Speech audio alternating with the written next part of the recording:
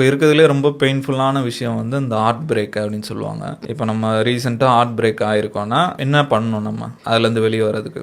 இப்போ ஒரு ரிலேஷன்ஷிப் பிரேக்கப்பே ஆயிருக்குன்னு வச்சுக்கோங்களேன். இதனால சில பேருக்கு சேட்னஸ் அதிகமாக இருக்கும், சில பேருக்கு ஃபியர் அதிகமாக இருக்கும், சில பேர் அந்த பார்ட்னர்ஸ் மேலே கோபம் அதிகமாக இருக்கும்.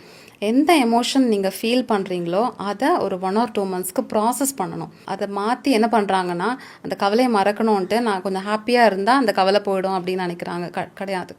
நீங்கள் கவலையாக இருக்கீங்களா, ஒரு 2-3 weeks நல்லா அதை ப்ராசஸ் பண்ணுங்கள், கவலைப்படுங்க, அதோட இன்டென்சிட்டி வந்து ரெடியூஸ் ஆகிடும். எனக்கு தெரிஞ்ச வரைக்கும் எந்த இன்சிடென்ட் இருந்தால் அதை பாசிட்டிவாக மாற்றணும் தான் நினைப்போம். நீங்கள் தான் இப்போ புதுசாக கவலைப்படுங்க அப்படின்னு சொல்கிறீங்க. கண்டிப்பாக கிடையாது. இப்போது என் மனசு வந்து கவலையை ஃபீல் பண்ணுதுன்னு வச்சுக்கோங்களேன்.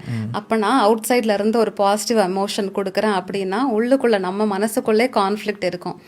நான் கவலையாக இருக்கேன், நான் எப்படி அந்த டைமில் சில பேர் பாசிட்டிவ் இன்ஃபர்மேஷன்லாம் எழுதுவாங்க. அது இன்னும் எமோஷன்ஸை வந்து ட்ரிகர் தான் பண்ணிவிடுமே தவிர ஹெல்ப் பண்ணாது. இப்போ நீங்கள் நல்ல ஹாப்பியாக இருக்கீங்க, உங்களை கவலையாக இருங்கன்னு சொன்னால் இருக்க முடியுமா?